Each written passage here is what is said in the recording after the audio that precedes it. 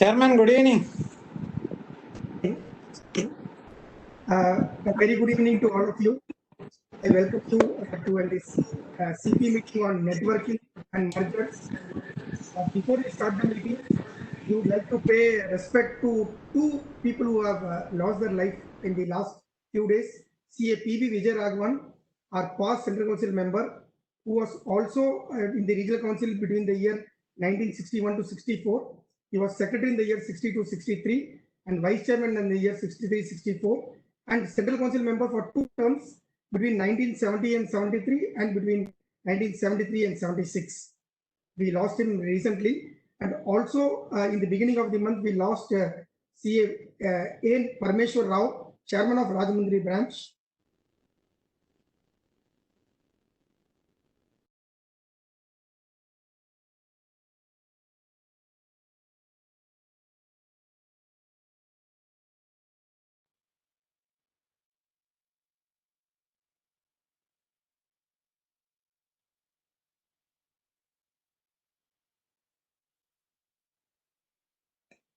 Thank you, all of you.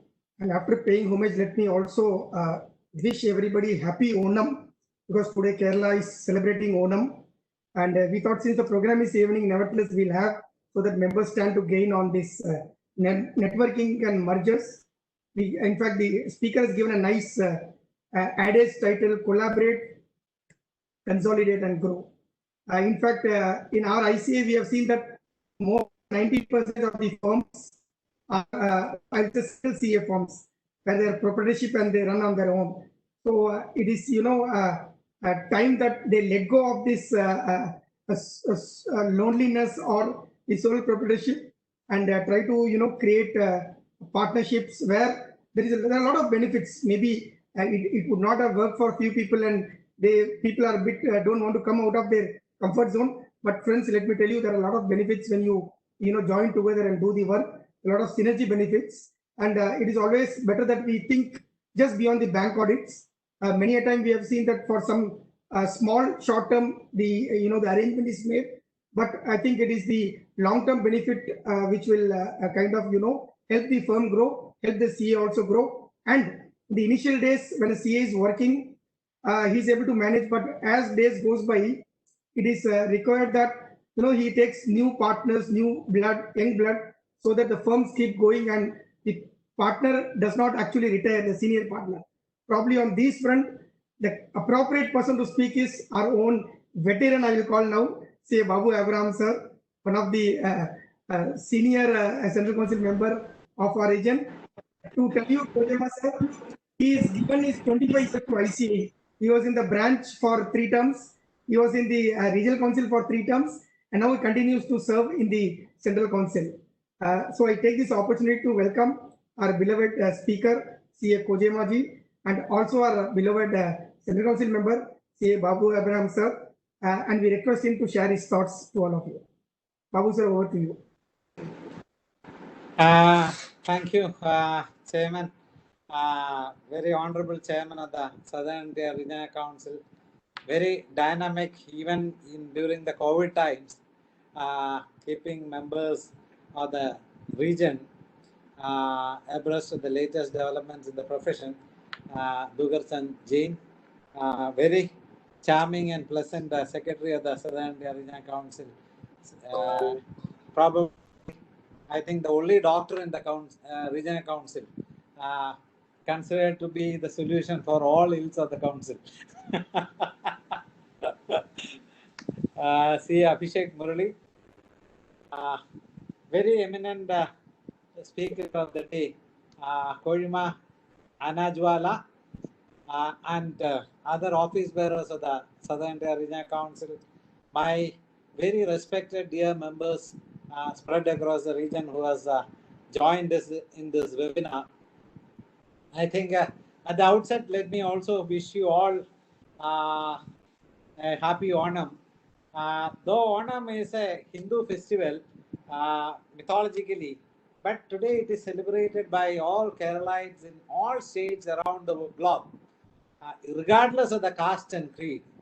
According to the legends, the festival is celebrated to commemorate the arrival of King Mahabali whose spirit is said to visit Kerala at the time of Onam.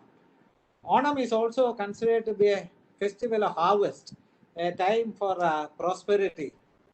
Uh, uh, and celebrations are notable among Malayali diaspora in UAE, USA, Singapore, and other parts of the world. Today, we all had the Ona Sadhya, which is a very traditional, at least 26 to 30 items will be there as part of the Ona Sadhya. And we have the Pulikali, Pukalam, which is a flower rangoli, and so on. And it's a week-long celebration. Amidst that, I think today, Chairman has selected a very, very relevant topic for the profession on networking and mergers. I think it's a call to collaborate, consolidate, and grow. I think today, considering the complexities of the practice and the various compliances required under the company accounting standards, standards on auditing, various guidance notes issued by the institute, the goods and services tax law, and also the new emerging areas of practice, insolvency and bankruptcy code, forensic audit, valuation, and so on and so forth. I think going all alone in the profession may not be a good idea. I think even today, more than 80% of the practitioners are proprietors, because we are all thriving largely on tax audit.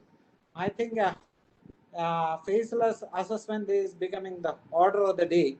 Therefore, none of us may not be required to go to the income tax offices as in the past. Therefore, we need to find our time more productively and so probably networking is a good idea, and we should all venture out into that. But my only request to my honorable members is, while you do networking, please ensure that your networking is under the guidelines issued by the Institute of Chartered Accountants of India. Many members in practice are joining and associating themselves with the networks which are other than the networks registered with the Institute of Chartered Accountants of India. This is a good, apparently good for mutual referral of professional work, being the main objective of such network. You may be aware, the disciplinary committee of the institute has issued around 300 plus notices to various network firms who has networked with organizations which are not registered with the Institute of Chartered Accountants of India. Therefore, I'm sure if you are doing networking, it is a good idea, but make sure that you are doing under the guidelines issued by the Institute of Chartered Accountants of India. I would briefly, three clauses I would like of the CA Act, I would like to close 2 of the part 1 of the first schedule to the Chartered Accountants Act. A CA in practice shall be deemed to be guilty of professional misconduct if he pays or agrees to pay any share, commission, or brokerage in the fees or profits of his professional business to any person other than a member of the institute. Even today, that is applicable. Therefore, when you join with network, members and non-members, in fact, you are violating this clause 2 of the part 1 of the first schedule. And clause 3 of the part 1 of the first schedule says that a CA in practice has to be guilty of professional misconduct if he accepts or agrees to accept any part of the profits of a professional work of a person who is not a member. It is a vice versa. Neither you can pay nor you can receive from a non-member. And clause 5 of the part 1 schedule to the Act says that a CA in practice shall be deemed to be guilty of professional misconduct if he secures either through the services of a person who is not an employee of such CA or who is not his partner, or by means which are not open to chartered accountant any professional business, other than accepting responding to the tenders and inquiries, and which is otherwise permitted by the institute. Therefore, I would like to invite your kind attention to the announcement issued by the Secretary of the ICA on 11th of December 2019, which is available in the institute website. And all of this revised guidelines for the networking is effective from 27th day of September 2011. It's an old networking guidelines. It is also being going for revision. And when I was last year, and I was also the chairman of the committee for export of CA services and WTO. In fact, our committee has approved and brought before the council for guidelines for international networking. Because today, many of our members are practicing abroad. Say, for example, a member in Middle East or Dubai wanted to get some professional work done by me or you. Then today it is being done very informally. Therefore, we thought we will form a structure and framework for that.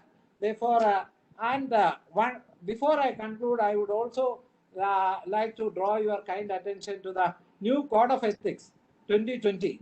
The revised Code of Ethics, which is the 12th edition of the Code of Ethics, is segregated into 3 volumes, volume 1, 2, and 3. And this is largely aligned with the International Ethical Standard Board Code of Ethics, ISBA code. Therefore, I'm sure the speaker also will touch upon the important aspect relating to the networking guidelines as far as the guideline, the code is concerned. Volume 1 represents the real Code of Ethics, and Volume 2 is the revised counterpart of the Part B of the Code of Ethics, representing the domestic provisions that is applicable to Indian conditions. And Volume 3 is a case laws. Therefore, considering the COVID situation, 3 clauses, 3 parts are being deferred until further notification. That is responding of non-compliance of laws and regulations, NOCLAR, which we call otherwise, fee, the relative size, and taxation services to audit clients. These are the 3 areas which has been suspended till further notification. Therefore, with this, I am very glad that today we are going to discuss on one of the most important topic of consolidate and grow. I think with the present situation, unless and until we consolidate, the growth is not possible. You cannot be jack of all sports. I cannot be, because I cannot do assurance practice, at the same time do tax practice, at the same time do GST practice, at the same time do IBC valuation, and so on, forensic audit, so on and so on forth. Therefore, segmentation specialization is a need of the day, and each partner has to specialize in an area. And if that has to happen, unless and until we consolidate, it may not happen. I wish this webinar. Thank you very much. Yeah, thank you, Babu sir, for setting the perfect, giving the perfect prelude for the topic which we are covering. And the message is loud and clear. If you want to grow, be together, work together, so that you're able to do lot many things actually. Abhishek, you can introduce the speaker and take things forward. Yeah, thank you very much, Chairman. A very good evening to all the viewers who have joined in today. Good evening to our dynamic chairman, CA DC Jain, our very beloved Central Council member, CA Babu Abraham sir, who is joining us live despite the Onam festivities going on. He has joined us and gave a very lovely address. And of course, our speaker for the day, CA Cosima Anajwala. As Babu sir rightly said, and his chairman said, he is the right choice for today's topic. And really, there is no one better that we can call on this. All his years of experience in the Central Council, especially, he has been a keen advocate of export of services as chartered accountants and expanding. In fact, his story itself, he will always say how he expanded his firm. I always enjoy listening to him, and I try to take the tips from him always, how to make the firm bigger, what sort of work you need to do. So he is a keen advocate of today's topic, and he has rightly touched upon all the right measures of even the ICAI with regard to that. Now we'll have our star speaker of the day, who will touch upon the more specific aspects of today's session, CA Cosima Anajwala, who I have the privilege of introducing. He's an international practice partner for his firm, and he champions high performance culture with a strong emphasis on global expansion of his firm. With over 30 years of experience in building and advising leading companies on international accounting, audit issues, he has been an influential voice in the management assurance services of growing mid-sized entrepreneurial companies into multinational companies. He has been instrumental in rendering comprehensive range of business advisory services to both Indian and international business houses as a trusted business advisor. In fact, he is one of the primary engagement partners on US GAAP, US Gas, IFRS, CAS, and Indian GAAP engagements. In fact, his clientele includes some of the most biggest Indian companies in pharma, biotechnology, information technology, consumer products, industrial products, and service sectors also. In fact, his experience also is with working with owner-linked firms where the ownership is still very, very strong and it is not yet diversified. So that will be very relevant for our members as to advising our clients or even working on our own firms. Honors and affiliations. In fact, he's a AICPA holder from the Institute of Canada. He's a certified Drucker Fellow from the Drucker Institute at Claremont in California. In fact, he's a lecturer for the highly renowned US CPA course known as Marks CPA, and he conducts the training programs and speaks at various national and international seminars, conferences. Until date, he's spoken in nearly 40 in-house training programs and more than 200 workshops attended by more than 1,000 corporate houses. He's regularly invited to present papers at various conferences and seminars by the ICAI, the Bombay Chartered Accountants Society, the Indo-American Chamber of Commerce, and the Bombay Stock Exchange as well. He's a person who has many academic qualifications as well. He's an insolvency resolution professional, an Indian Chartered Accountant, US CPA, Canadian CPA, accredited in business valuation. He's a CGMA and CIMA. He is a bachelor in general law and also a bachelor in commerce. He's a treasurer of various trusts, and he plays a very keen role as a treasurer in the Drucker Society in Mumbai, which is responsible for overall development of Drucker societies across India. This is only a brief profile of our illustrious speaker. In fact, when he addressed the WIRC chairman, we were immediately in conversation, saying we need to bring sir to Chennai, and he has to address our members. So thank you so much for accepting our invitation, Cosima sir. We welcome you with open arms. We are looking forward to your session today. Thank you so much. I think Mr. Jain started off, and then the chairperson, and the experience at the Central Council. I think they got more to offer than what I have to provide today. And thank you for the detailed analysis. You need not have said so many things about me. It was just but thanks a lot. I think it means, and I think that the tone has been well set by the chairperson, because he brought in the most important aspect of the networking guidelines, as well as touched upon the code of ethics which has been introduced. Now, most important for everyone is that you have to extract that special time to read all these things, right? Now, the code of ethics itself is a 3-volume book, you can say a compendium. And wherever I've been speaking ever since the code of conduct has been, the code of ethics has been released, my first question is, how much have you read? The most important point is, how much do you read? Similarly, the networking guidelines and the merger guidelines, these have been announced years back by the ICAI. Most important is, how much do people read and then probably follow? I think that's where the touch point is also going to be. So thank you. And if you allow, I can, if you permit, then I can go ahead with the session. Can I share the screen, please? Okay.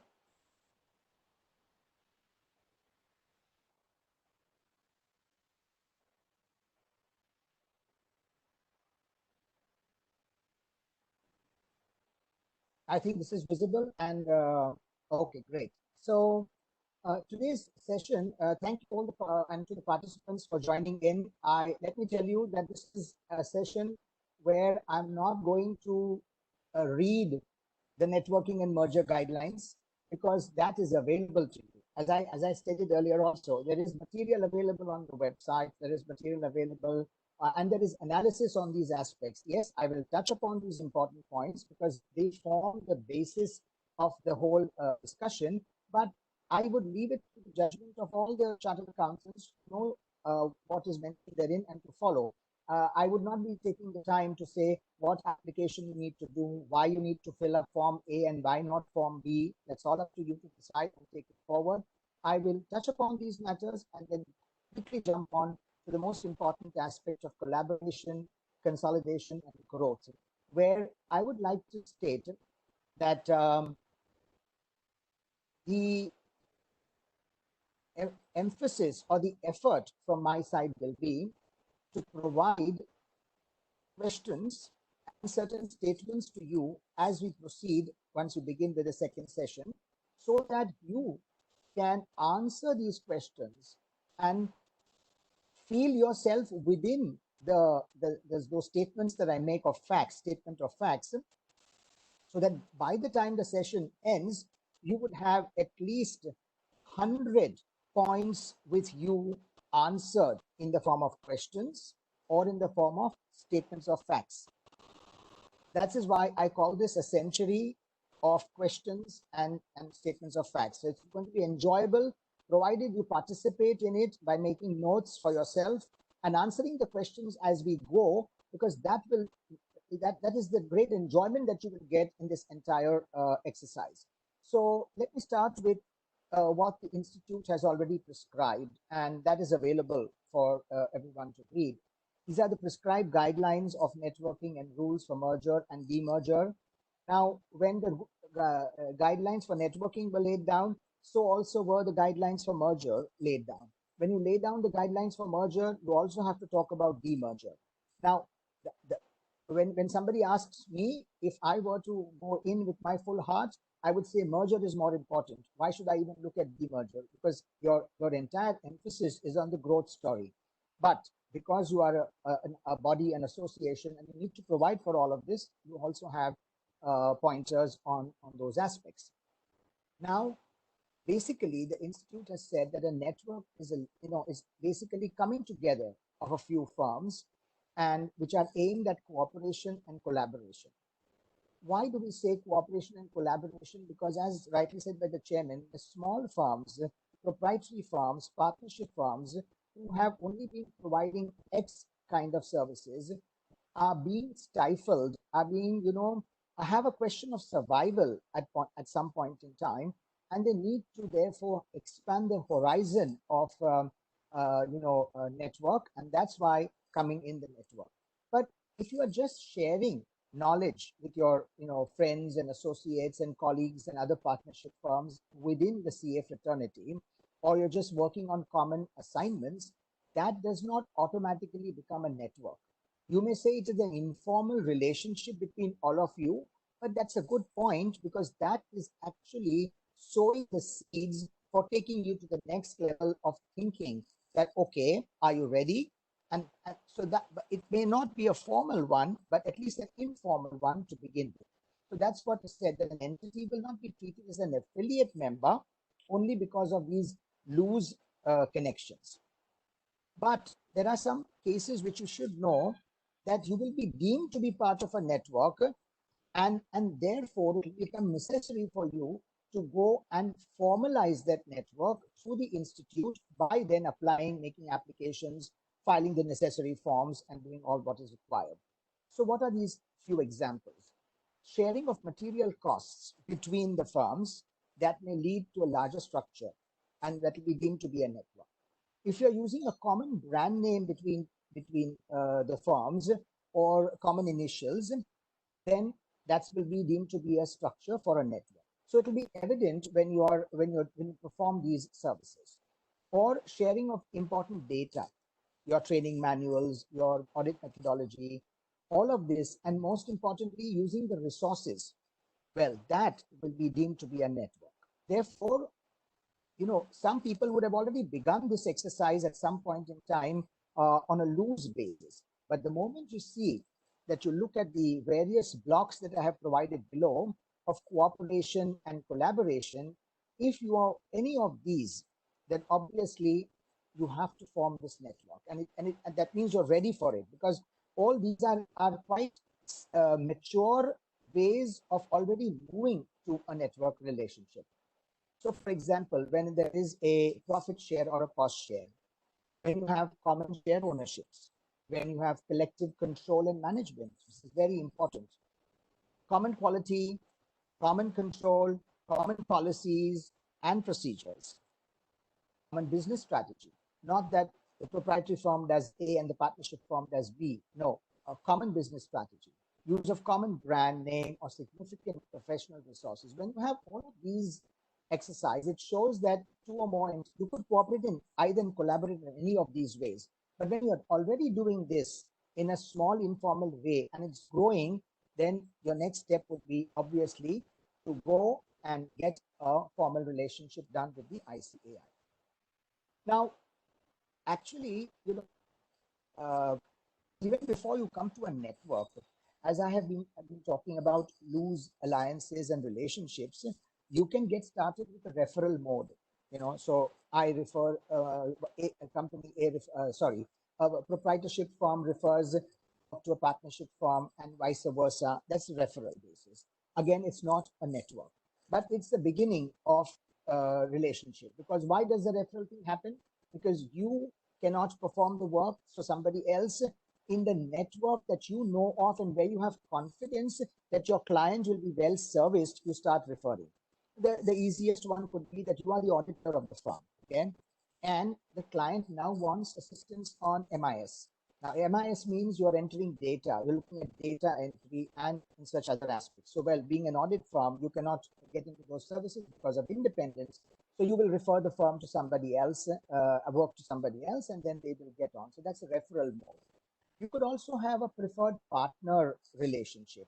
Now that would mean that, whenever it comes to working on a certain aspect, which you don't do very well yourself, you have another firm which is your preferred partner, and you would always bring that partnership or that firm in front of your client team to do work. So that also could be a loose way of taking it forward. The other way that you could move, because this is step by step. You cannot achieve the entire network gamut or you cannot go into the merger immediately. It's all one step and then another step and various steps of, let's say, careful steps that have to be taken. You could also have an associate firm model where, there is a relationship whereby it's a mixture of the referral status and the preferred partner model that you have. And you convert it into an associate relationship. So here you may still be working with each other, but you're not bound by each other. You still are not bound to each other in the same way. So there are some disadvantages, obviously, and there are some advantages also. This is all going one step by step at a time to come to a situation whether you can network. And of course, the network model is the best model because then what you're trying to say is that a common brand, a common service areas, common charges, and everything will be under the umbrella of a mutual entity.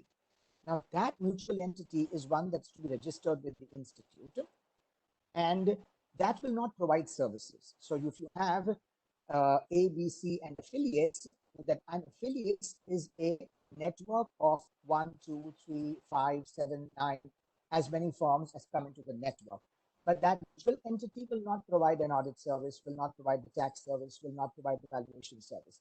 The individual other firms that are forming part of the network will be providing the services. And that's where all the network relationship is.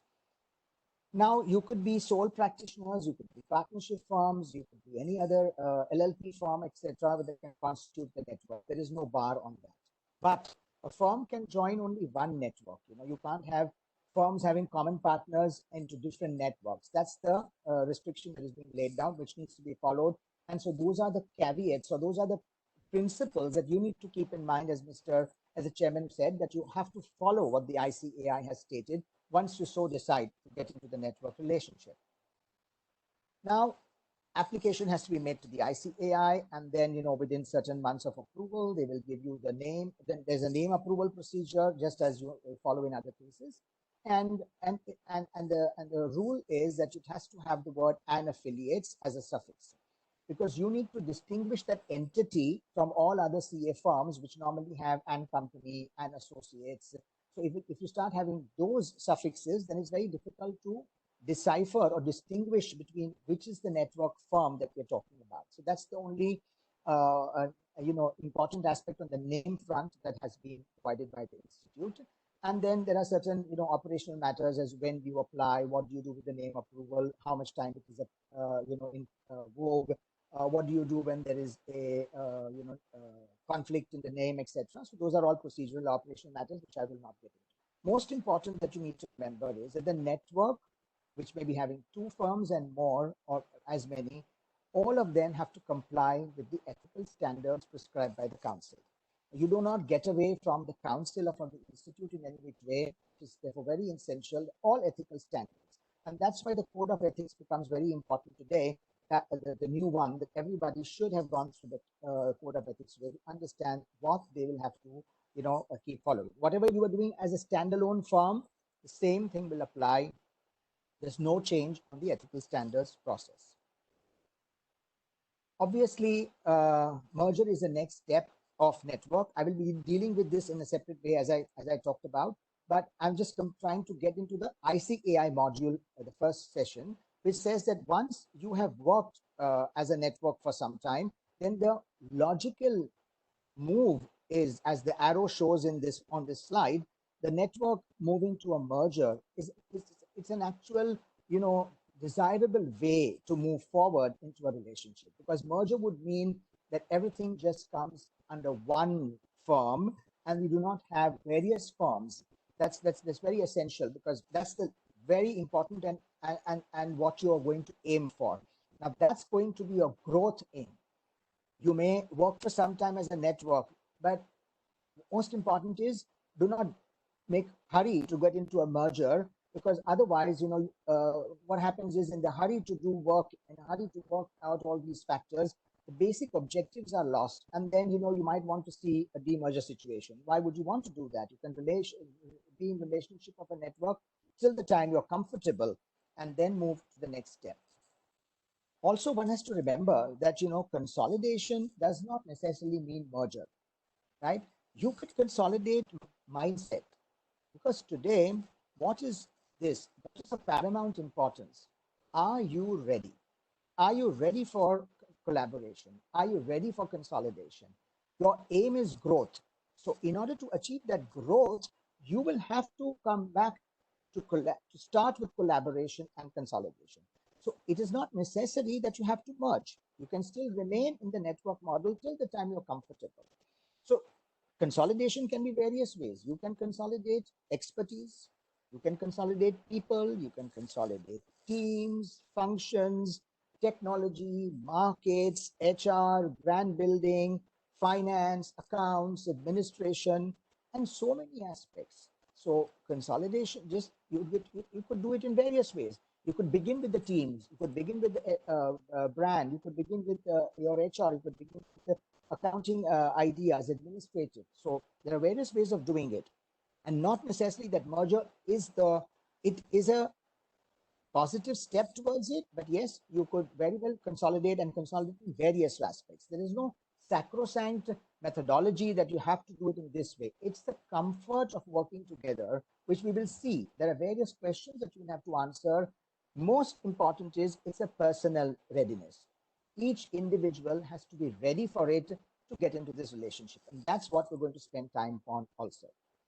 So merger, I mean, everybody would understand it's a fusion of 2 or more entities and much more than into a larger one.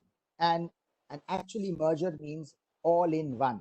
The moment you decide merger, I think you need to be sure that it's all in one, and you have to, of course, each one will have to contribute a lot to achieve the better aspects thereof.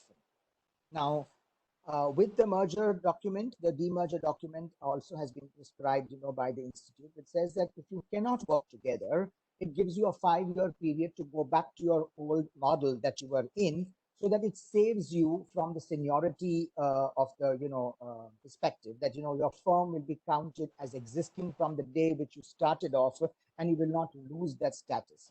But as I said, this is a step backwards. If you have not moved into if you moved into a merger, if you ask me, you have to make it. It's only possible between you who can make it.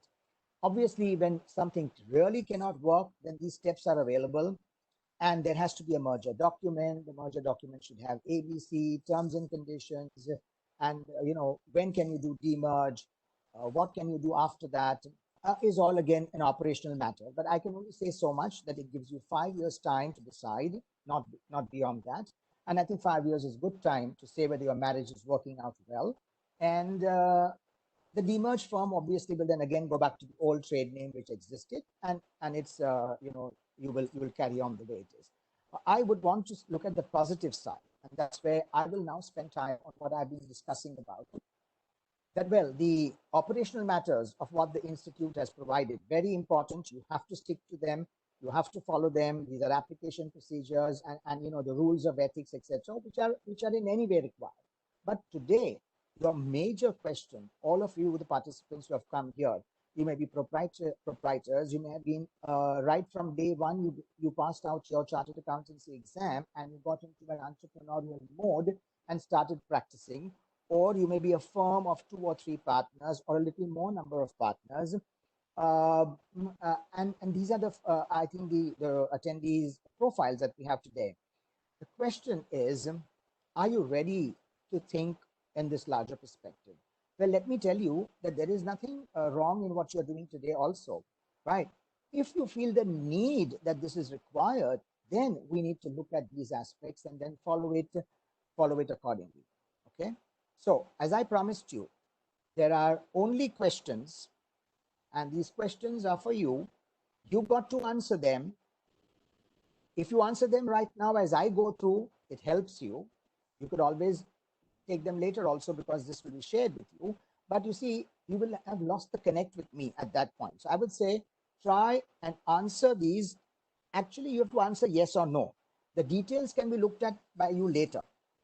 All the yeses means you are ready. All majority yeses means you are yes, you are ready. And the majority no's means you really have to work upon it. So if you only answer yes or no for the moment and go ahead, at least to keep a count by the end of the session, how many yeses versus the no's that you have. And that shows your readiness for this entire process. I will be discussing wherever I feel the question is very pertinent. I'll spend some more time on it. And the rest I will then leave it, for just a yes or no, and also deal with the merger aspect.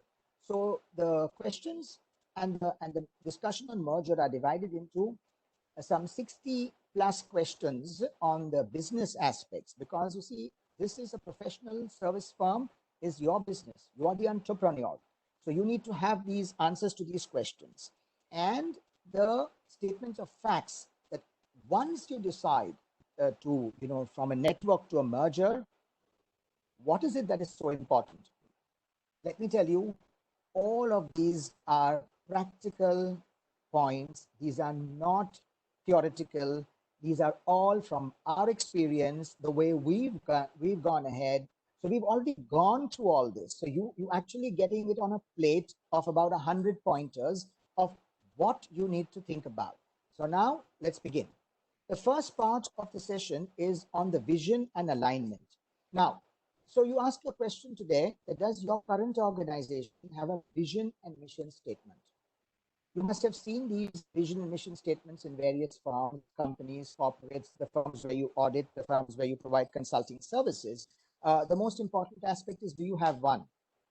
And if not, well, it's an answer that you have to do.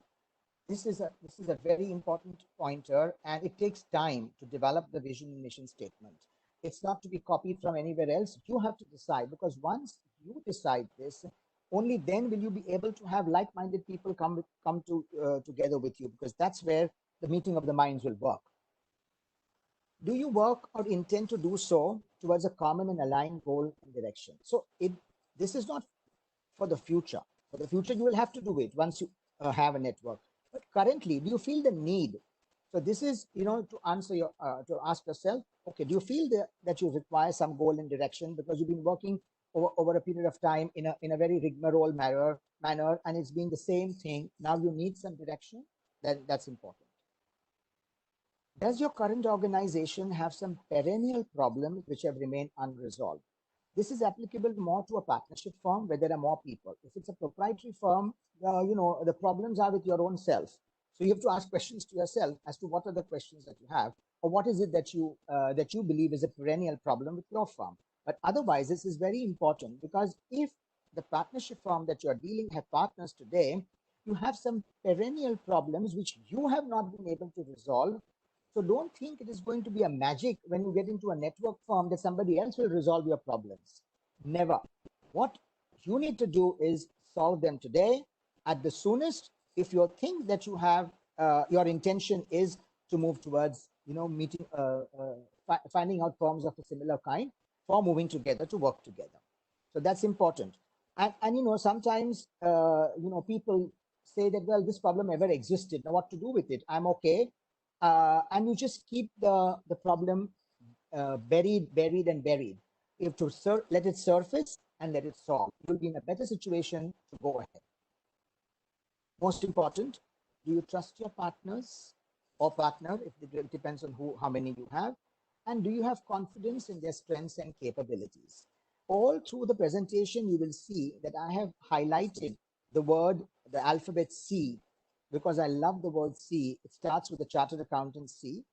I've also tried and highlighted the word P, because it is, internationally it's called certified public accountant. So I'm giving the benefit of doubt to the international scenario also. And of course the A to the accountant. So I've highlighted these only for reference, that these are important, and then those words have meaning also.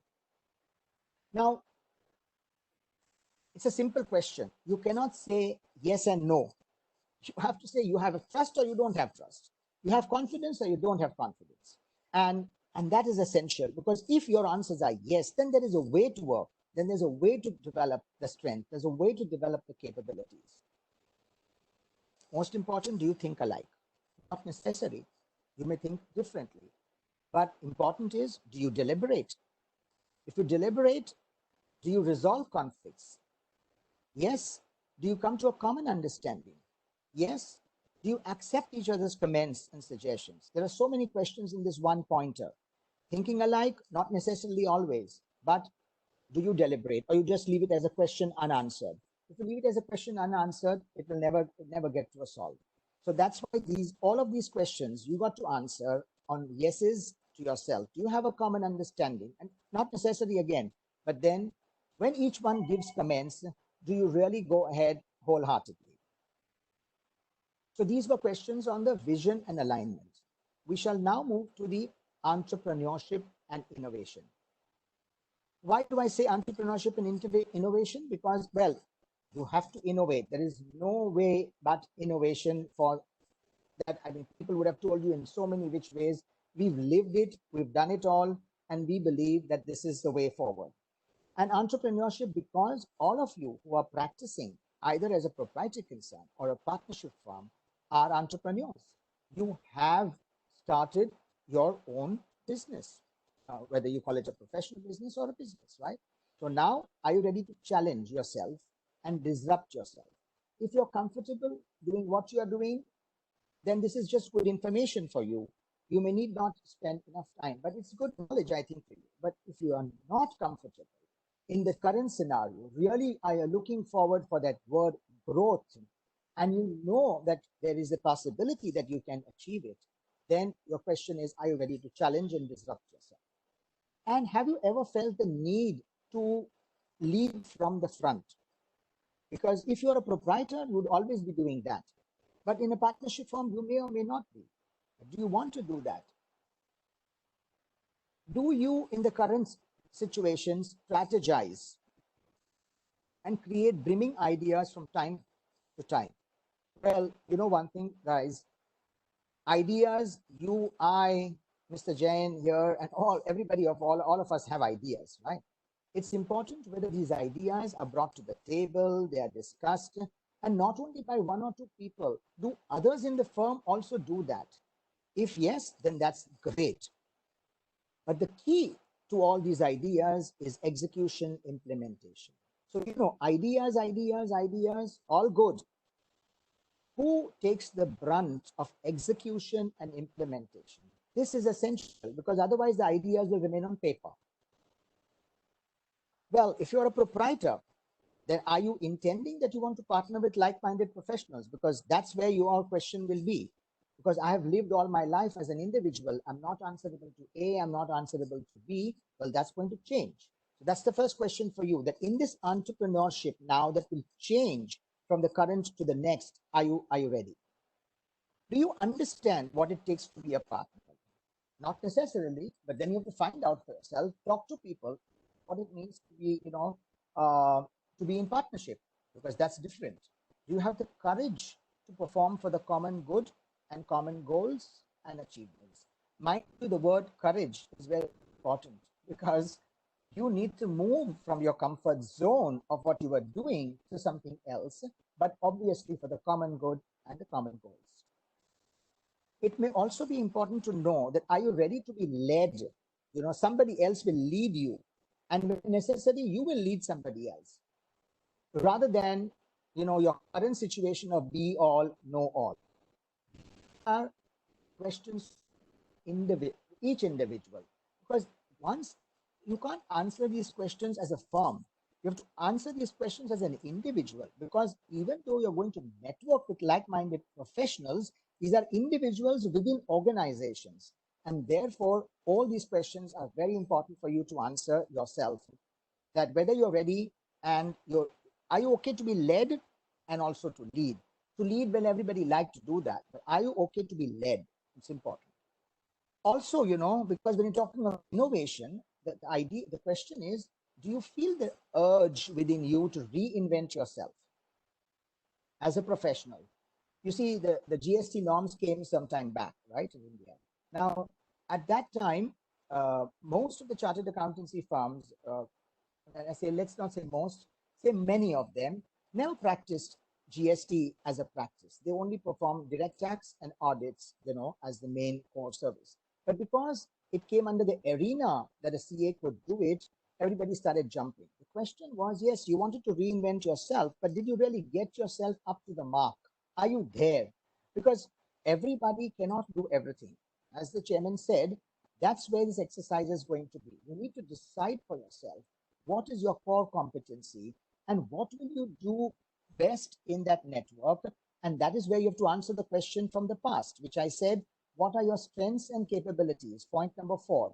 Do you have confidence in the strength of your partners and in their capabilities and yourself? You have to answer this as you go.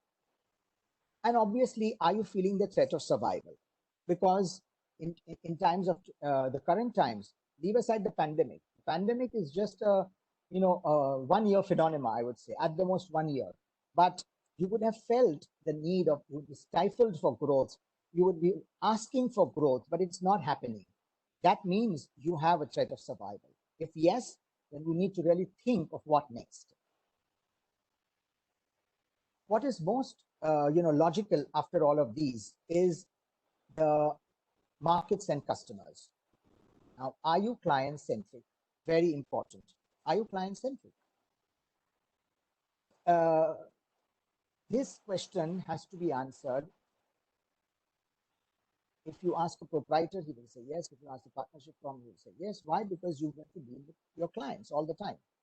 But you have to ask the question that, do you really focus on the clients, which is essential? And it has a deep-rooted meaning, because if you are client-centric, then you will hear them.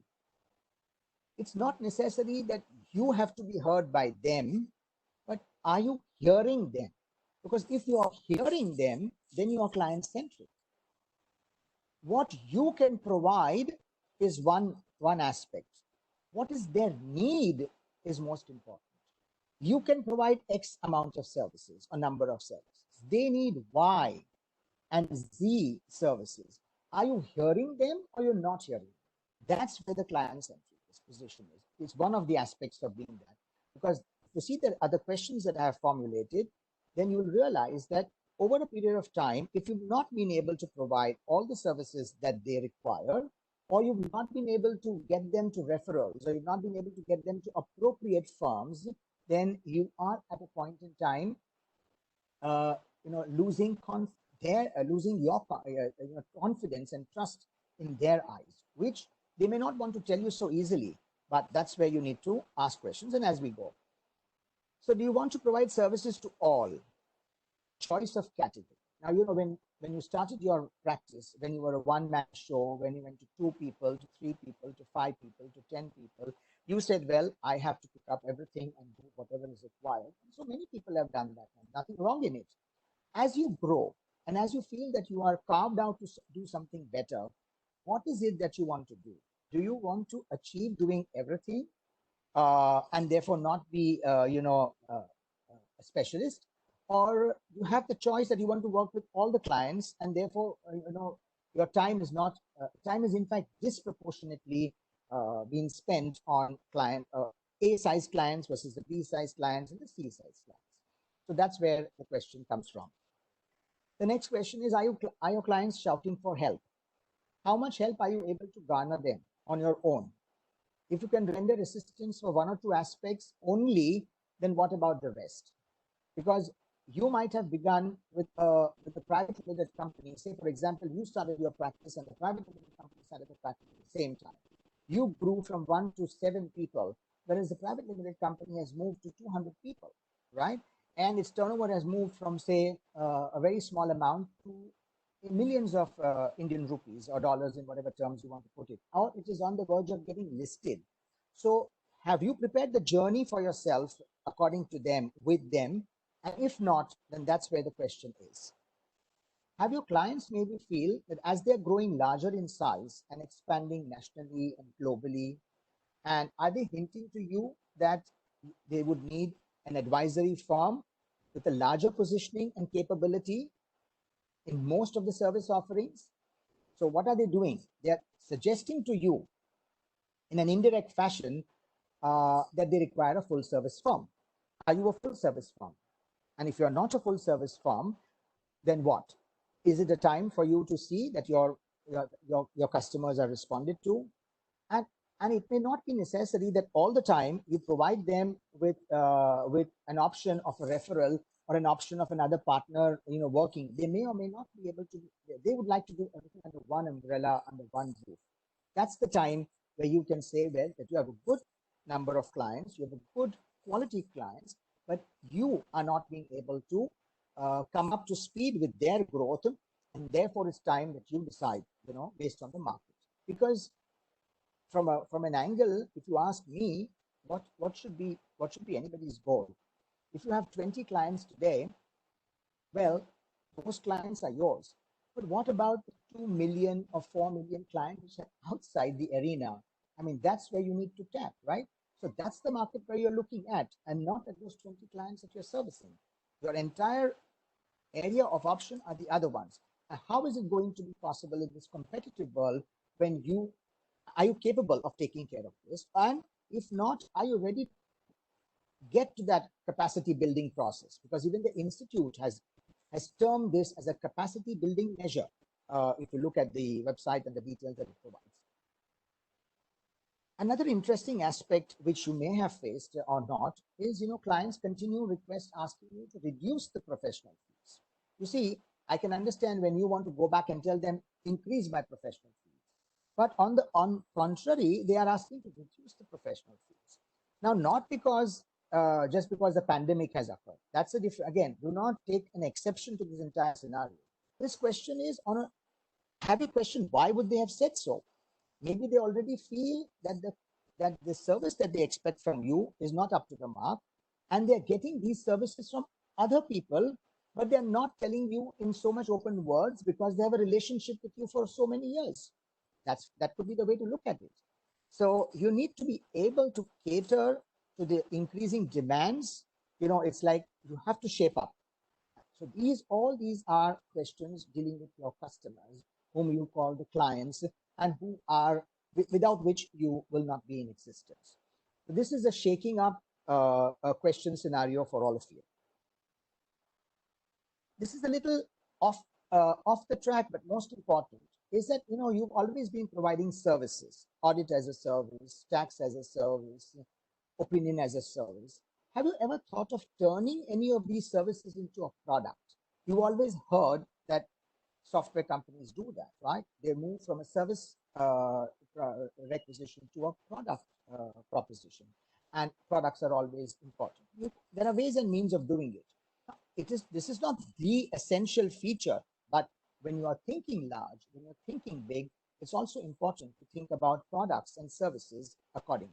And for the services, you need to ask your question: are you a specialist? And you have to answer this question yourself. So you have to cross your heart and say, and truly respond. It's either yes or no. If you say, I do a little bit of audit and a little bit of GST audit and a little bit of this and a little bit of that, is that your specialty? If not, say no.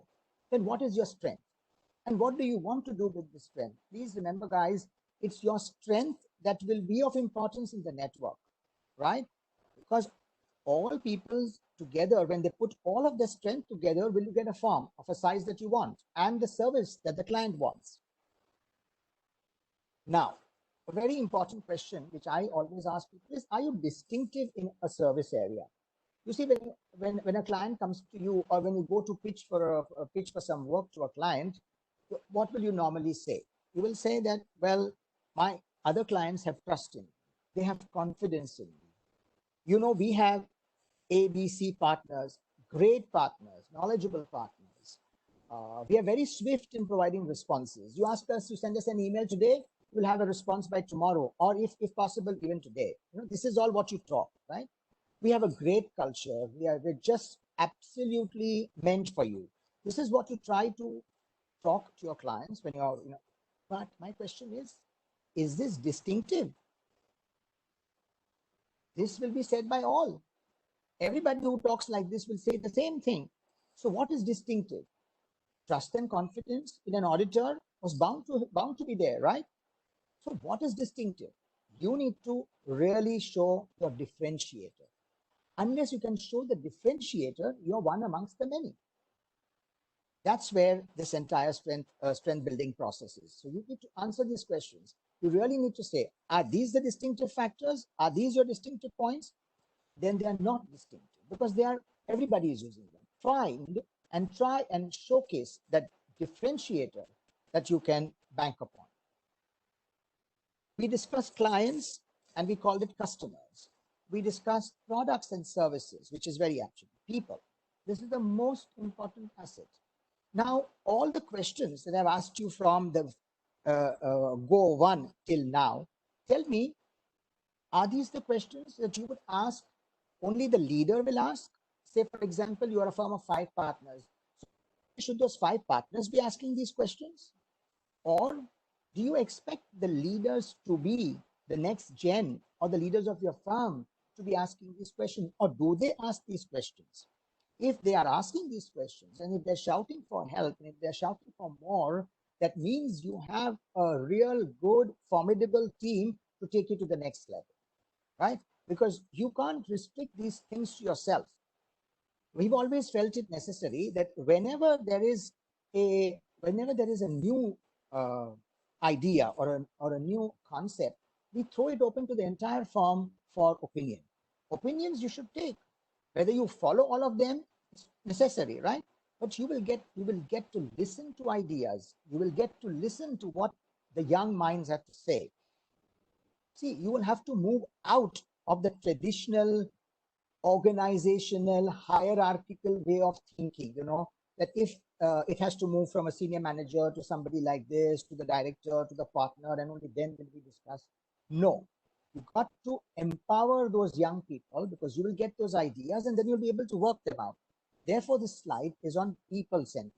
You have to leave it to people to decide and come back and then coordinate and collaborate there also, because collaboration, coordination, consolidation is of everything put together. As I said in the initial thing, that you can consolidate only people. You can only consolidate with just the teams, or only the HR, or only the branding, or only the accounts and only the administration. So let's not get carried away with merger as the process. I think most important is to work through these people-centric issues also. One side people-centric, I mean, leaving the teams aside, even the partners. You need to have like-minded partners. You can't, therefore, the first question was vision and mission. You partner A cannot be on a different mission strategy and B is on a different mission strategy. You will never be able to align. And that's why the question was on vision and alignment. Once you have that together, you obviously are, ready to take it to the next level. Then that is where you see growth. Okay, so growth is your aim. And in order to have growth, you will have to collaborate and consolidate. So that's why this word is called collaborate, consolidate, and then grow. But it's not the future. For growth, you have to collaborate and consolidate, is where this entire session is all about. Now, is your business model scalable? In the sense, are you able to expand? Will there be, what are the challenges for expansion? Obviously, a model that you people are, and in practicing firms are, it's very much scalable. But who will take the lead to do this? What is it that you will put up as to what are the pointers that once it scales up to X level, what is it that you have to do? The next, when you talk of growth, you have to ask a question that is it that the same company that you started work with has remained in one location where you started work in Chennai or Hyderabad or in Bangalore or in Mumbai or in Delhi, or they have expanded to 10 more places and they expect you to be available to service them in those locations if you're looking for audit firms, right?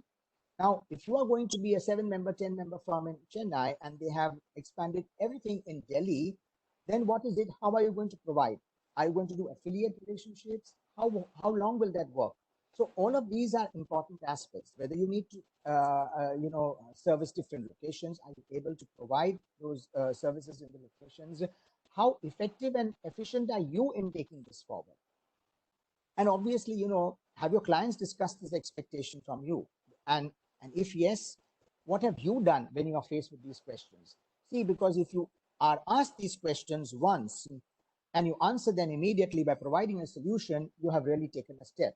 But if they have asked you this question once and twice and thrice, then they believe that, if an answer not of the kind that they require is coming forward, they might as well just start looking out, or they will have you, but they'll have somebody else take over. So it's time that this philosophy thought process comes with the clients. And obviously, you may have the inner strength. Desire is one thing, that you want to work on larger engagements, that you want to do, you want to do better engagements, etc. But the question is, do you have the expertise? And if not, what have you done about it? Are you really reading? Are you really coming up to speed with it? And then, and pitching for it? Or do you need that, well, you have the capability, but you cannot pitch because your size is small. So you require somebody else to give you that entire support so that you can lead the show. Because you may be an individual with a lot of qualifications, with a lot of abilities, but as an individual, you may not be an acceptable, choice to the large corporate, because they may not find you to be a sustainable model going forward, a scalable model going forward, and that's where it's time to even think on the size front. This portion of the slide, is very important before we go to disruption. We talk about growth, then we talk of disruption. But this question, introspection. See, if you're in your own firm, you as an auditor ask questions to your clients on so many aspects, on operational, functional, internal control, internal policies, ICFR, and you ask n number of questions to them, right, as auditors. Do you do that within your firm? Introspection, check whether your firm is doing well. That's very essential, right? Or you may just be feeling that do you see consistent growth, or is it erratic? 1 year you have somebody coming in, 1 year somebody goes out, or has it already started to show on a down path or a downhill? Even if that be the case, do you know? Question is introspection, and do you know about it? Because you can always have a feeling that, well, the teams are available, the work is happening, and everything is fine. Have you done this? Have you calculated realization on an engagement? Have you measured firm productivity? Do you know whether you have to spend less time year on year on an audit, or you have to spend more time on the same audit? Or do you know that what are the reasons for something like this? When you're spending less time, there is efficiency because of your knowledge, or is it because of something else? If you have these questions, and if you keep asking these questions to yourself, deep diving into all these performances of the firm, you will actually know, what is the status today? What are your plus points? What are your pain points? And this is not to be answered just by the key management. Everyone has to get together to answer these as co-workers, partners, and so that each one has to contribute and challenge one another. You have to be ready for growth, then you have to be ready for challenging one another on performance. Obviously, we talk of business, we talk of disruption. Now, in the first time I said that, well, you may be comfortable doing what you're doing. That means you don't have to do much, right? But if not, then are you forward thinking, future learning? Is that within you? What about technology? Everybody who had never looked upon technology, well, faced a problem at the pandemic. But asking this question, was the pandemic a reason to give you and tell you or wake you up from a technology weakness? Maybe yes, because you would not have thought about it. But all those who thought about it and were actually working upon it, did you really put in the efforts that are required to take you to the next level? Because that could be the most important point now, setting you apart from a small firm to a large firm. And to a large firm also, whether technology is to the mark, to the capacity and capability requirements of the clients who you're servicing. So that isn't now, well, everybody knows today that if you were not technologically savvy or you did not have all the ways and means to do it, you were challenged. Your confidence was shaken up. But otherwise, what have you done? Because when you began practice 20 years ago, there was a different period. And those who began 40 years ago, the period was different. Are you really, and whether you believe that your firm has got only professionals or has got family members? That's also an important question. Do you only want to grow with the family members? Is that what your succession planning is all about? Or you want to bring professional minds and grow, and then, or you want to expand with other people? So all these are disruptive questions, and you have to be ready with answers to these. And you have to be ready because you are going to then question somebody else to be ready with these questions. And each one of you has to be having a response to these matters with a clear mind. The mindset has to be clear, which is nothing but growth. If your mindset is not to collaborate, not to consolidate, growth is far away. So the final question that I have for you before we go to the statement of facts is, are you ready to fight a fierce and strong war with your own thoughts, your own habits, your own mannerisms, your working style, and accept change? Then you are ready, because it means a lot. It means you have to really do everything different from what you were doing, because that was your own. Now we are going to merge, in the sense when you're going to network with others, you will be having a lot more people to work with. And everybody has a different mindset, has a different thought process, has different attributes of knowledge, of speciality, and therefore whether you have the passion for compassion.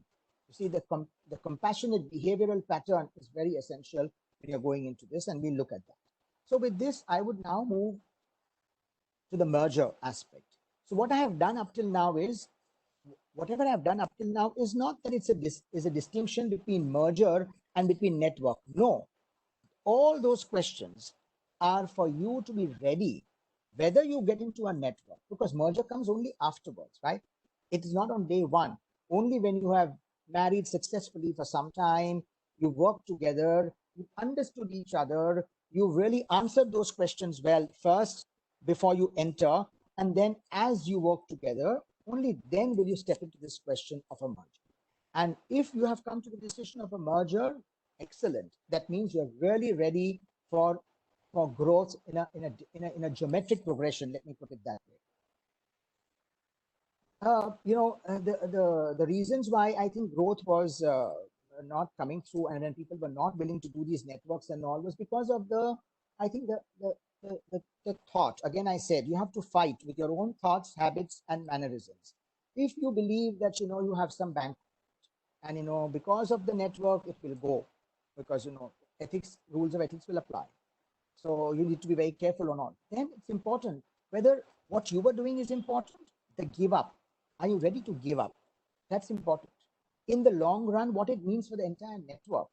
If you want to stick to what you have on these aspects, the networks will never happen. The mergers are a faraway dream. But even the network will not happen because you have to follow the rules of the game. And the rules of the game are laid down for by ethics. That will have to be the core principle of it. And if you want to see, a big size and where you can actually showcase your strength, because see, just by doing one bank audit or two bank audits or three bank audits that you have been doing, is that your strength? That is probably you're looking at your revenues. So the question will be now in the merger level, what are you looking for, in the network? Are you looking for revenue growth? Are you looking for people growth? Are you looking for your personal growth? Are you looking for, say, a strategic plan? So there will be questions of these kinds which will also come, and I have included them. It's part of this part of the presentation as opposed to the first one. But mind you, all of this is put together. This is no distinction between the network and the merger. I've just written merger means you are ready. But everything is together for you as a whole to answer. So if you really decided that you worked together for so many years, then you want to merge, then obviously the most important document is your merger document. I ask you one question. When you are an auditor, you ask for documentation, you ask for documentary evidence, you ask for signed documentary evidence on your audit documentation for your audit files, and you will not agree unless that is available, right? For certain important contracts or agreements. Same thing applies here. No word of mouth. It has to be a proper document.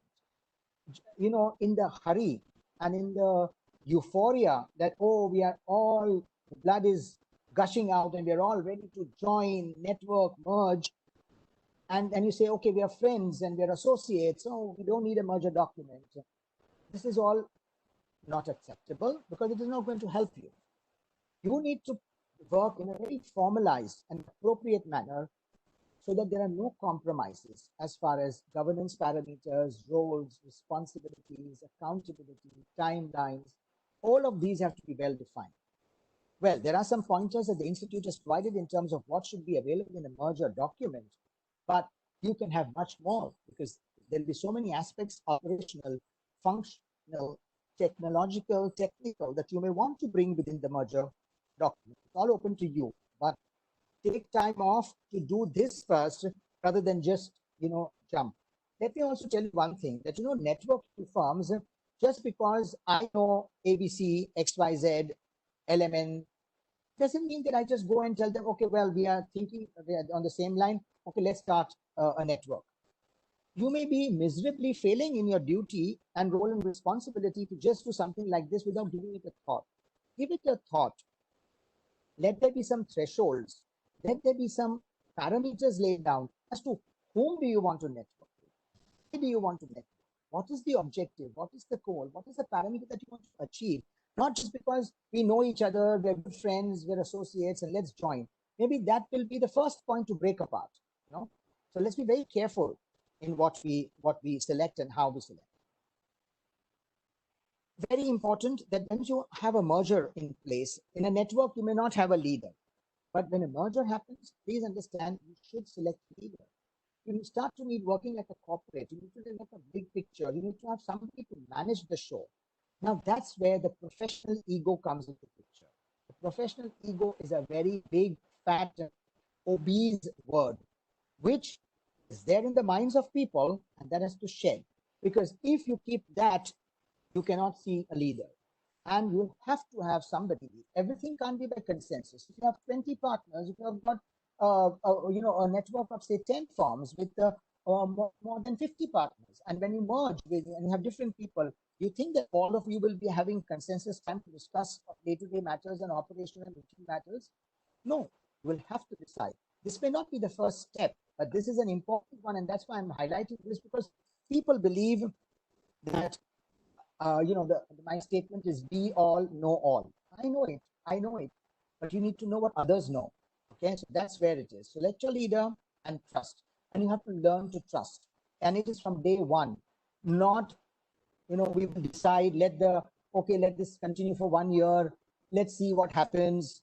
All of that is not the way to work out a merger or even a network. Okay. Everything from day one. If you're not sure, don't do it. If you're not sure, don't get into the network. If you're not sure, wait.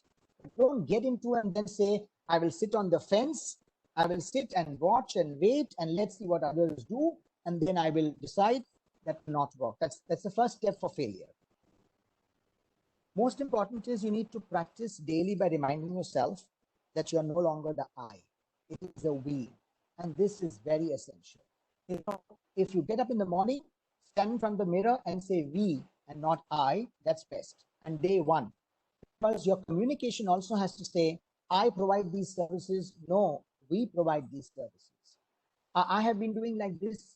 I had a client like that. Even if you had a client like that in that old scenario, it is now we.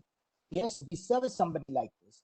That's very important when you do it. And this it has to come into your daily oral and written communication.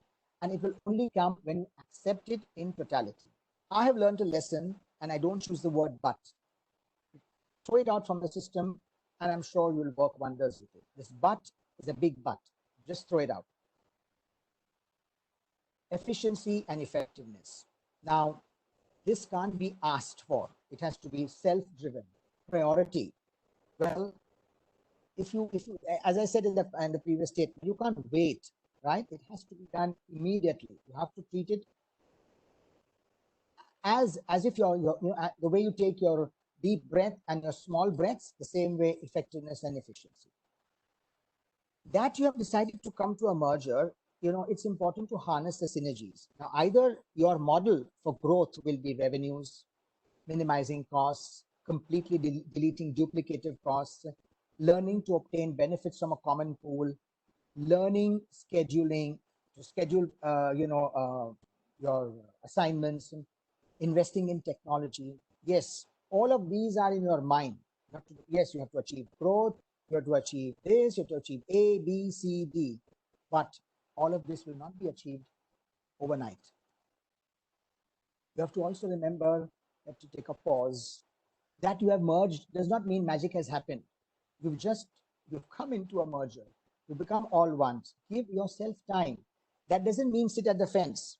Work, but do things in order. Put down your chronological order of importance, things to be done, and then take it to the next level over a period of time. If you try to rush into everything, you'll mess it up, and you will rub shoulders with others in the wrong way. What you need to learn is important.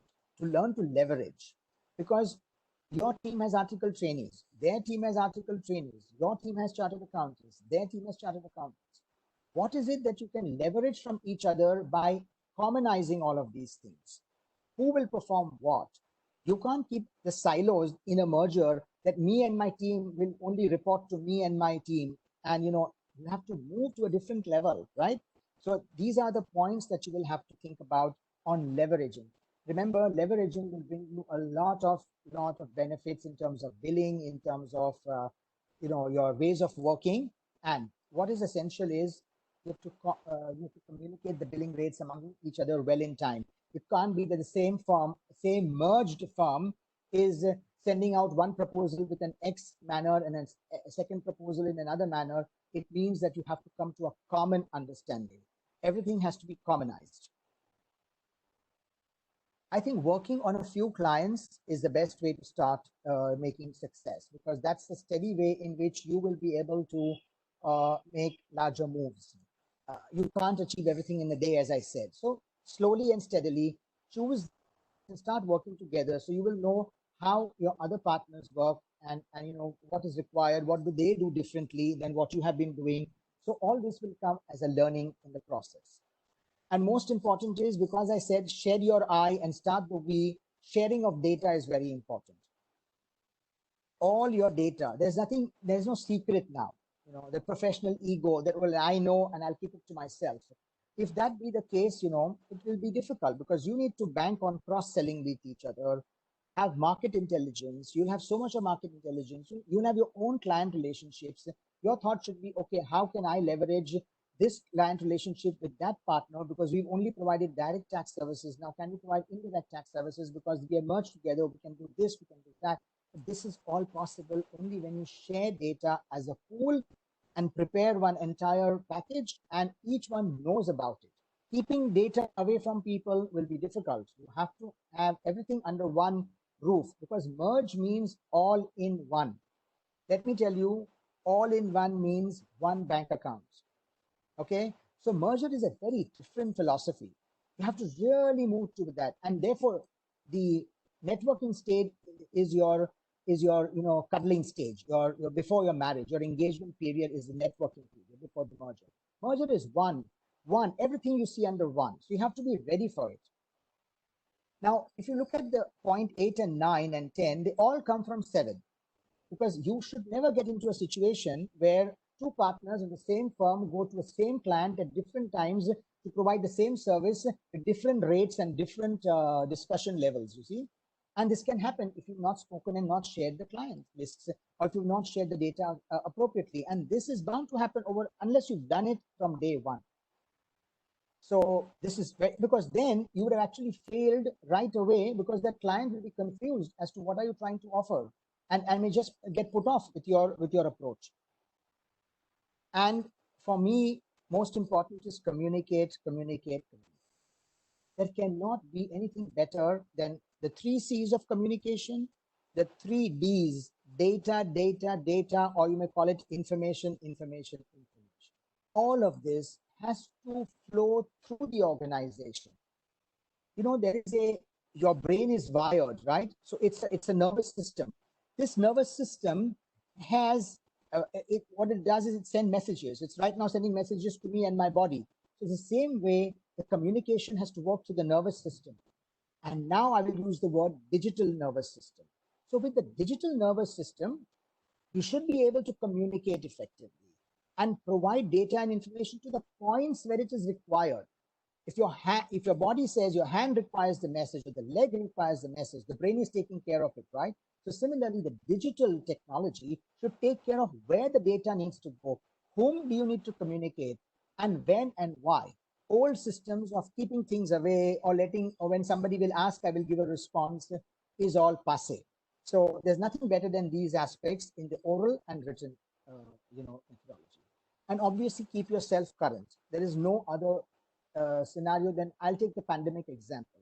Say if you did your budgets, if you're a large firm and you did your budgets in Jan, and you were not aware in Jan, right, as to what's happening on the coronavirus. So you had to lay down a budget. Come March, you know that it's going to be difficult, but you don't know that it's going to be so difficult. But come June, you're in a different situation. So are you learning to course correct, or are you still keeping that budget as it is? You have to course correct. Come to the current, see what next can be done. Otherwise, you'll never be able to achieve those parameters and objectives. So being current and being nimble-footed to corrections to the market is very essential. And as I told you in the first slide itself, that if you have some perennial problems, do not bring them to the merger. Do not bring them to the network at all. Leave aside the merge entity. Because do you think that a merger, because we go into a bigger ocean, all my small tributaries and all of them will get cleaned by themselves? No, they don't. It's best to clean up your mess in the beginning period. You should do the cleanup operation drive at your home before you get into the next stage. Wash all your dirty linen prior to coming into the public. That's very essential, because you don't want to do this. Because you see, you have to ask yourself a question. Are you coming into a merger because you want a vacation? Some people say, I have worked a lot in my life. Now, with this merger, there are so many partners. They will do this, they will do this. I will just contribute here. I'll have a vacation. Maybe is that the goal of your merger? Ask yourself a question whether that's going to work out that way. Or ask yourself a question, what is it that you're going to go in for? Do you have inhibitions of working 6 days a week, 7 days a week, round the clock, 5 days a week? Would you be answerable? All these are aspects. So these all come together and you have to do it prior, right? This is not once you've decided. I'm saying you decided, all this has to be done prior. On day one, you should be ready with these thought processes for success. Otherwise, you're just delaying the process of the success in the growth story. Obviously, you got to learn to contribute for the common good and not sit on the fence, as I say. You have to trust your partners and make your point without the professional ego. You not to be proactive and never reactive. Because you see, when I use the word always proactive and I've used the word never reactive, so please understand that this comes with a lot of experience again, that if you really want to be noted, if you want to be seen, you need to have on a positive side rather than built up on, okay, let me see, if somebody comes and tells you, this is not the way to do, you will say, okay, I've done this all my life. Who is he to teach me? There you are. That's the problem. Be open to learn, be open to provide, work together. You will find a solution to the problem. Spending time with each other. That's why I said about this vacation. If you believe that with the merger, you'll have some time to yourself, and no, you have to spend quality time. With whom? With the teams at whom you're going to work with the partners whom you've chosen, with the firms that you have chosen in the network period. And when you merge all of you together, you really need to spend quality time in the initial period to get that bonding, to get that that touch, where you will have no room for complaint, because remember, as I say, you have decided to collaborate, consolidate, and grow. So you need to be patient. You need to be accommodative. When I say you, means everybody. So if everybody is patient, everybody is accommodative, and everybody is not doing an audit on one another on a micro basis, you will be happy. Otherwise, you will be stifled again in the same fashion. So there are some rules of the game. The rules of the game have to be laid down. And most important is, I always tell people that you have an idea, very good, implement. If there's a rule, follow it strictly, stick to the plan. If there's a plan, stick to the plan. The problem is, you have rules, you have plans. Do you follow it? Do you stick to it? Is the question. So that's where you need to be. And obviously, you have to be compassionate. This is a virtue of leadership, which cannot be taken away from any one of you. Because if you are not having compassion towards your fellow people, it's going to be very difficult to bind one another and to work with each other on a day-to-day basis. You don't want to crib in the early morning the next day. Oh my God, I have to go back to work with so much of problems. Rather than, you don't get into it. If you're in a happy situation, you'll be able to take this in a proactive manner. And yes, more importantly, when I said specialization, core is reading, experiencing, getting to the core of the subject, and then delivering. Because you see, what is it that somebody likes? Not when you give ideas, but when you actually deliver them, and deliver them in the time frame and the way it is required. That will make people call you for more and for more and for more. Obviously, there's nothing better than a positive outlook, and always.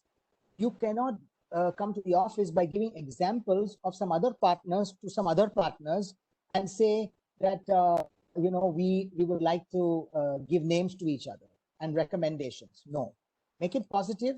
It's going to be wonderful. With this slide, we complete 97 of the questions and the statement of facts. I tried to put them up in such a fashion that 97 get covered by here. I don't know how many you would have answered, you would have written down, or you are contemplating how many yeses, how many nos. It's left best to you to decide. But let me tell you, the last three are words, three different words, which I follow, and I would appreciate, if the learnings are there. And the following are the 3 P's for success: passion, persistence, and perseverance. No, if you're not passionate about any of these stuff, at the age of 40 or 50 that you are, and that you want to really go ahead with this, or even at 30 or whatever, well, it's difficult. To be persistent is all the more important. And of course, the perseverance. No room for, people who don't have the time to do hard work and really persevere to take it to that level. Persistence also comes with consistency. You got to be consistent in your performances on a day-to-day basis. You have to learn that you have come together for a professional cause. Therefore, your performance matters. Just the seniority in a firm does not matter. The seniority will have experience, but as you move forward, it's the performance. It's also because young ones, how will you attract young talent otherwise? Remember, it's client-centric and people-centric at the root of this entire professional, calibration. So with this, I would like to just pause, and see whether Mr. Jain or anybody else have few questions so that we can take them. And I otherwise I could go on a little bit further on other aspects.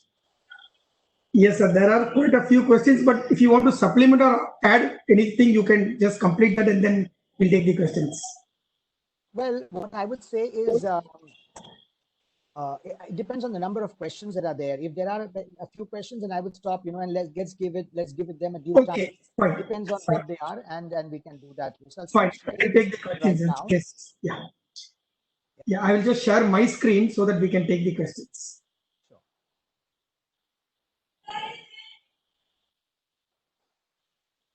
Sure. Just give me a moment. I'll have to take the presenter rights.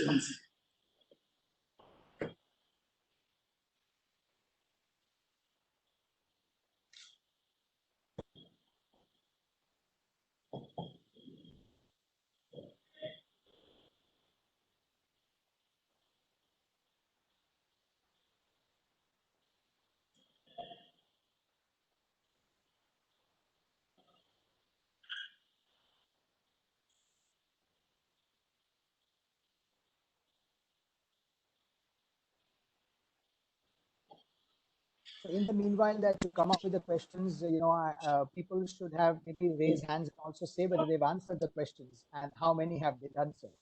Okay.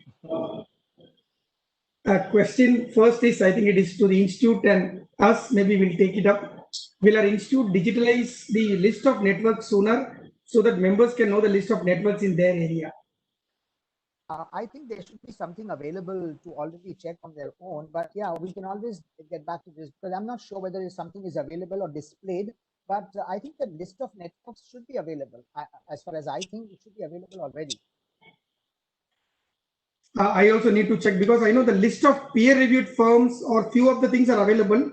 It must be available. Maybe we have just shared one link where we have given the link of the materials. If it is available, we'll upload that link of the materials itself in the link.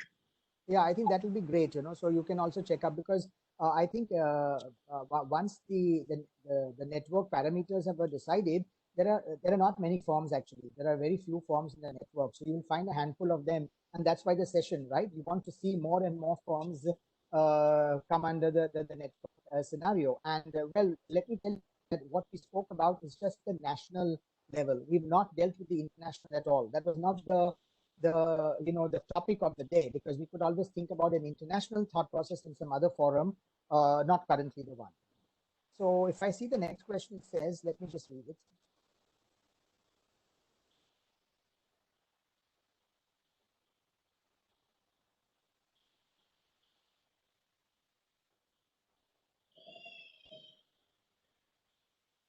Oh wow, this is very current. I'm so happy to see already somebody that they've already gone to the merge level. So you've already got the merger level, and so I'm sure you would have worked out as a network.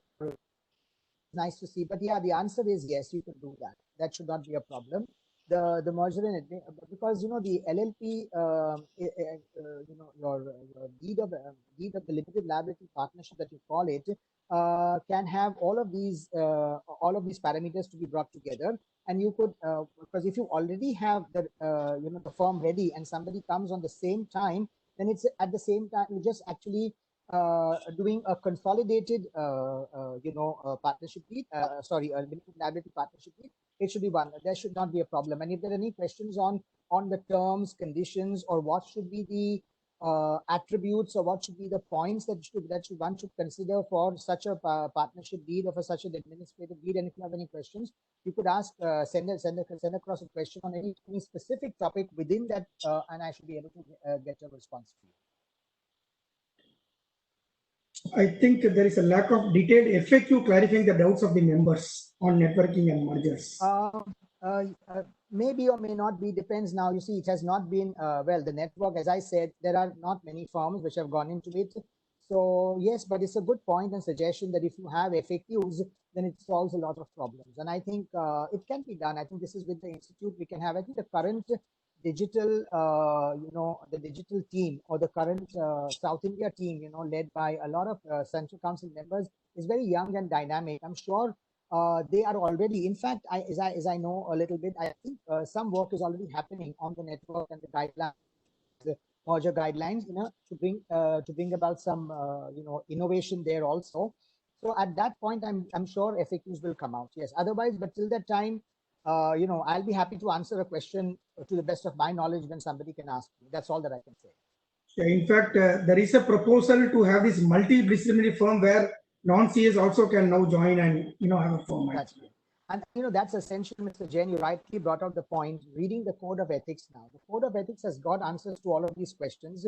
The Volume 1, Volume 2, of course, Volume 3 is only case laws, but those case laws give you ideas. So I think Volume 1 and Volume 2 should be read at least by now by people, because in July it's already come into practice. In fact, sir, if you may ask, Volume 3 is most important because let's learn from others' mistakes. The next question is, if a firm is a member of a network, is it mandatory to mention the network, all documents and reports signed? Yeah, it is. I think that's what happens. It's for the betterment, because that's how you'll be able to provide. That is what I said. When you have a mutual entity, the mutual entity is the one that houses all the network together. When you're a merged entity, there is no question, because you're just one firm. Like in the other question, A company LLP and B company LLP, they're merged into B company LLP, then it's just B company LLP. Nothing needs to be done. But when you're a network, yes, you should do that. It is for your benefit if you do that, in fact. Rather, if you don't do it, you're not being able to showcase what you're trying to, what you've created actually. I think you've rightly put. We had a session last on digital branding of chartered accountants. So when there is an opportunity, make use of it. Why restrict it? Correct. If I'm not mistaken, are these questions coming from the same person? These last three are actually coming from the same person. Okay, great. So guidelines say that networks cannot bill in its own name. That's right. Then how can the profit share can happen? Will it be like based on agreement? Well, so the mutual entity is the entity that gets you to network, right? So it is the entity which will house the network firms. It will be the guiding factor. It will let you know what you need to do in terms of the network, rules and regulations of your own network, etc. But the billing will all happen in the network firms themselves, and you need to have an arrangement between the members out of the network. Rightly said so. That's why when you merge, I said everything comes into one bank account. But in the network scenario, it doesn't happen. So yeah, in that case, you have to have commercial agreements between one another to come to a conclusion and take it forward. So it will be more or less any agreement that you decide. And in fact, this gets you ready for the merger stage, because when you're getting to a merger document, you would always want that your terms and conditions, or to give you ideas of what should go into a merger document, right from who is going to do. So let's stop here. And it's a very important point. What I wanted to leverage also was, look at it this way. You're ready for network, you're ready for merger. And to ask yourself a question, that if I have been doing audits, am I a specialist, or have I been doing audits just because I had the clients, and my best expertise comes from, say, direct tax opinionization?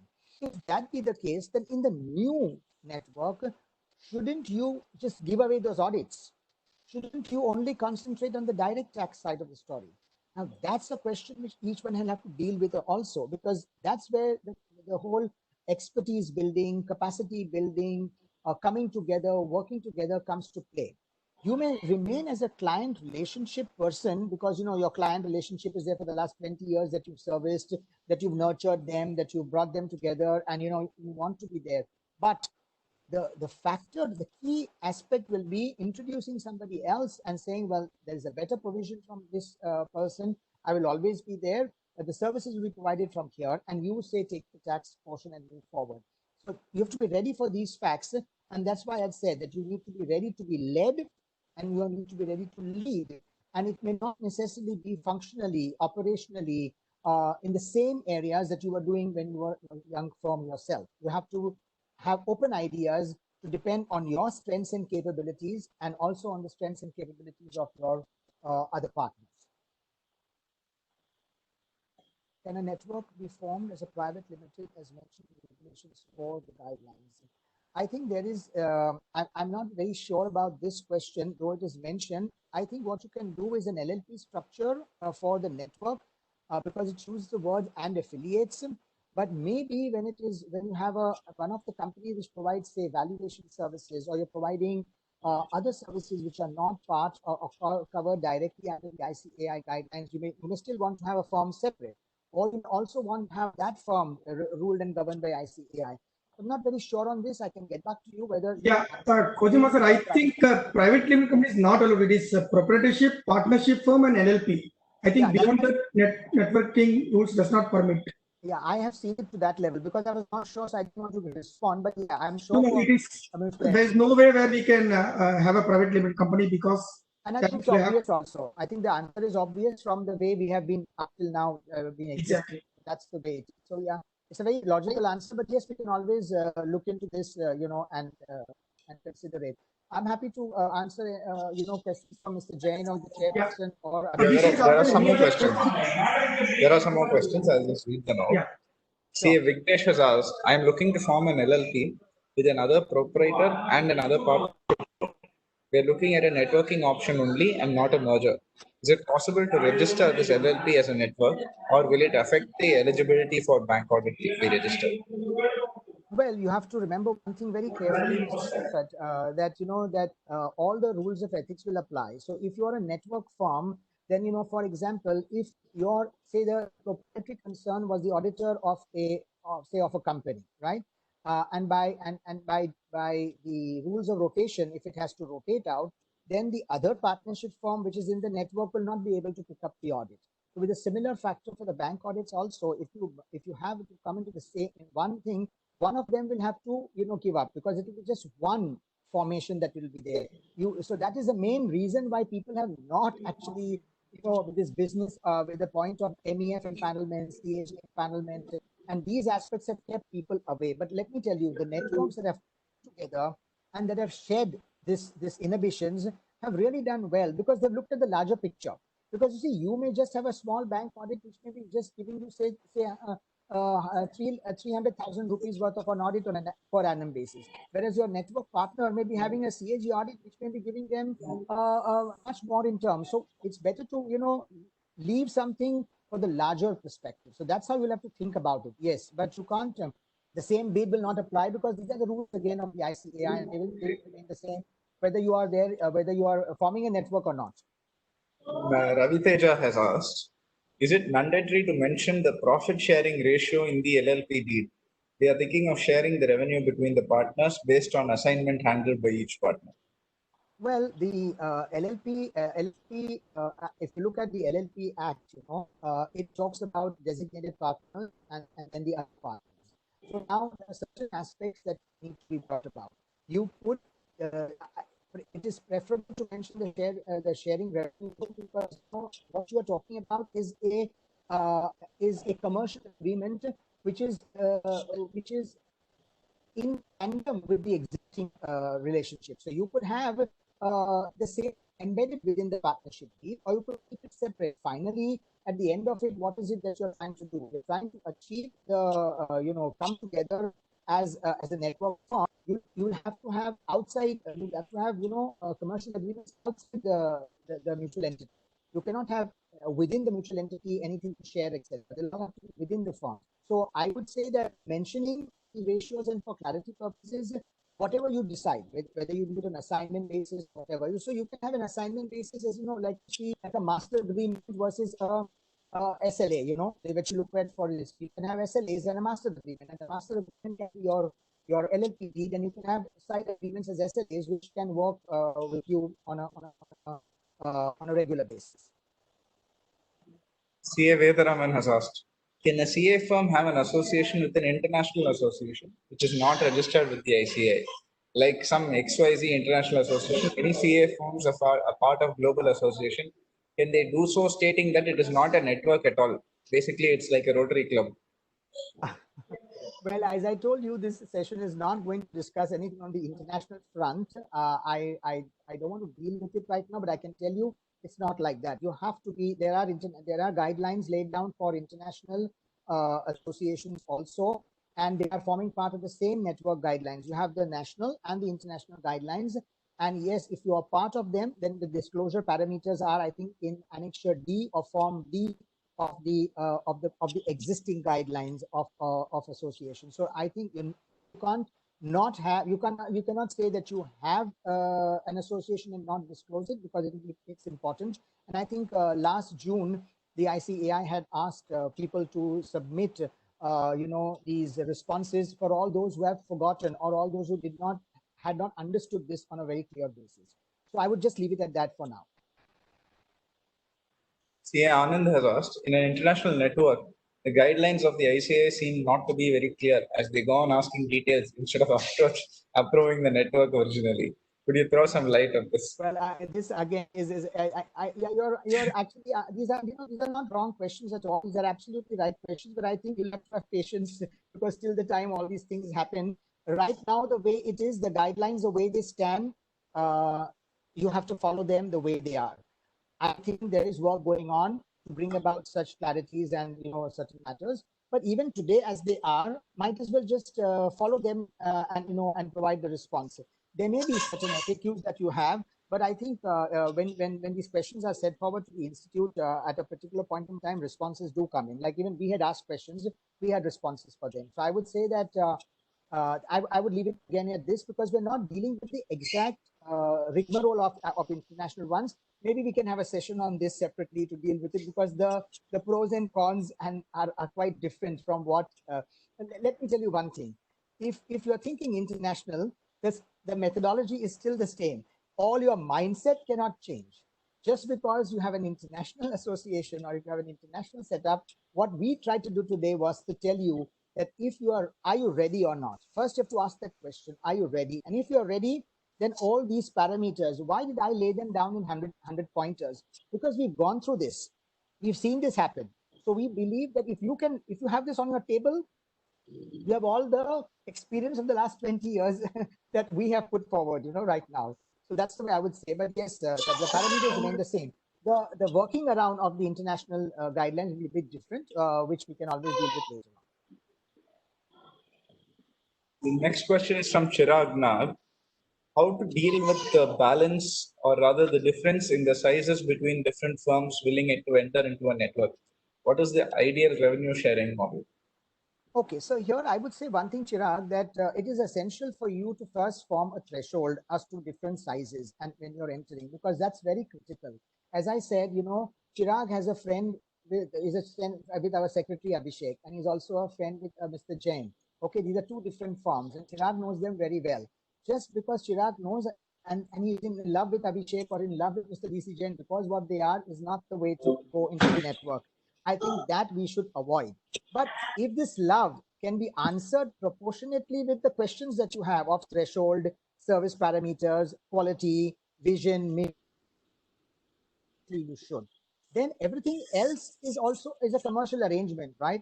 On the revenue sharing model, on the way to work out. And these are all I would say secondary. Because if you're not having that passion to completely work and give up something, you have to have that, learn to say no rather than all the yes that you always do.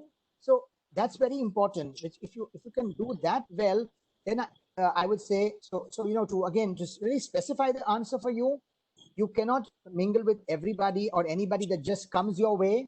No, you have to be very smart to decipher whom do you want in the network. That will take more of your time. So let me tell you, if you're an audit firm, and if you are an auditor, let me ask you the question: how much time do you spend on planning? Don't you spend 60% of your time on planning? And if you are not, you need to spend 60%, because planning requires 60%. Fieldwork is just 35%, and 5% is your conclusion, right? Therefore, it's important to decide on who is coming on board with you, and all the other parameters will all automatically fall in place because they're commercial in nature. So there are various models. You could have models whereby you do sharing on assignments. So there you can do that. Certain areas of services will be provided only by A and B. These are all models which are to test you go through, and nothing stops you from doing that. There is nothing written that A will work and B will not work. What would have worked for us may not work for you, and vice versa. But you can always question that as you go. But threshold is a must. You need to have, your choice is necessary, I would say with great emphasis. Vignesh has asked, if the LLP is formed as a network, will we still be executing assignments in our individual name? Or will the audit appointment happen in the name of the LLP? Well, it always happen as the, if you're a network, it is again the mutual entity is not providing any audit, any tax, any opinion, any work, right? So the mutual entity, the LLP, which has been formed and registered with the institute, is not the one that is providing. It will be all done through the category of network firms. And that somebody asked a question, maybe you only asked a question, whether your name should be mentioned or the network should be mentioned. So all of that will fall as if you are like a one firm. You're not merged as yet, but the principles will apply as if you are together. So the rules of ethics, of rotation, of appointment, etc., will all apply to you in the same way as if you were an individual firm or a group of firms, but not in the mutual entity. The firm, that is just a registering entity that houses the network, and that is where you have your own objectives of articles of association, of your association between one another. That will be your charter that you will lay down. And we have the last question. If we have SLAs with each partner, then can we have the payouts to them based on the profitability from their each respective service line?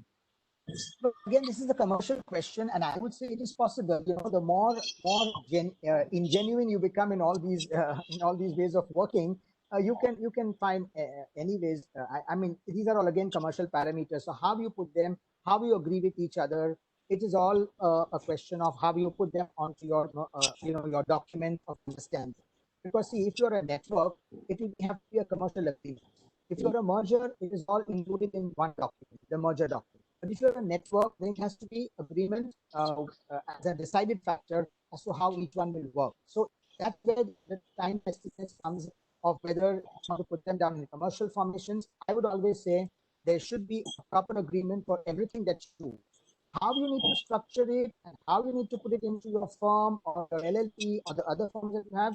I mean, we are all accountancy firms. Who knows better structure than all of us for our clients that we decide. So we now decide for ourselves how we want to structure them.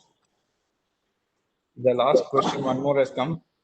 After the merger, how to deal with the existing audit appointment? If you have been appointed for 5 years, should the existing firm resign and then the new firm be appointed?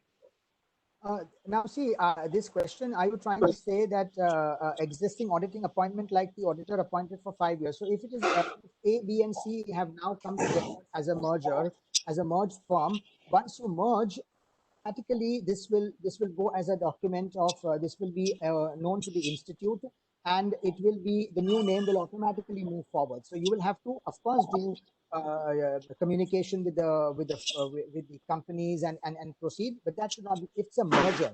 If it's a network, this will not apply. But if it's a merger, yes, obviously this will apply. And there is a way forward to take this. And it's the same way that you would apply, move from one audit to the other audit as to how you would do the procedural and paperwork and regulations. The same way you'll have to go ahead with this. But mind you, again, for merger, and I'm sure the question was for a merger and not for a network. Yeah, thank you so much, Kozimaji. We have taken all the questions. I request all members to give their feedback so that we'll be able to pass on to the speaker. And also let us know if any programs you feel we should be taking any topic on. We'll be happy to take that as well. Abhishek, over to you for a well-deserved vote of thanks. Thank you so much, Kozima-ji. It's a very wonderful presentation on a topic many people are scared to approach. We discuss it in smaller circles, but we never, proceed with giving it a detailed thought. But you've come and, lifted, given us a lot of clarity on many aspects of it. And I think you've emboldened the younger members and the members who are interested in getting into such arrangements. You've given them the confidence to proceed with it. So thank you so much for sharing your wonderful presentation and your time with us. I'm happy, Abhishek, that you said emboldened. I would say empowered also, because that's where you need to be very careful. And obviously, it's an awakening. You really need to ask them. All these are questions to be answered to yourself. I mean, unless you can answer them and take it up, I mean, what will your firm do if you're not able to, answer it yourself? Okay, thank you very much. And thanks for the patient hearing for all these people. And I would say, welcome for another session whenever you guys need on a topic of this. Let us know. Thank you so much. Have a great evening. And just a few updates of future programs. On 3rd of September, we have a program being hosted by the Income Tax Department, which we are organizing or helping organize. And this is going to be an interaction with CPC officials.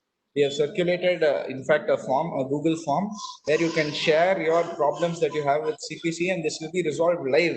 We have requested the director and the additional commissioner and various leading people of the CPC to resolve the issues live. So request you to submit in the Google form if you have not submitted already. And the details of the program will be intimated to you. So we'll be sharing the link shortly. Then on 4th of September, that's a free program as well. It will be from 4 to 6 p.m. On 3rd of September, it's a free program. Then on 4th of September, we have a program called All About Bonded Warehousing Scheme. CS Sonal Prakash Jain will be addressing at 6 p.m. This has also been made a free program now. So we want to generate some interest in this. It's a new vertical, new opportunity for chartered accountants. So request all of you to please join, register for the program and join. So with this, we'll come to the end of the program. Thank you very much all for joining. I thank the dynamic chairman of SIRC, Sri Dungachan Jain, for helping us organize this. And of course, our speaker, CA Kazima, for joining us today. Thank you all. Stay home, stay safe. Happy all of you. Bye. Thank you. Yeah. Thank you all of you. We have shared the link of the materials, the folder. The speakers materials will be uploaded tomorrow once we receive the same. And also we have been all the past programs detailed in the website where you can view it later also. Thank you all of you. Thank you, Jose Maji. Thank you so much. Bye-bye.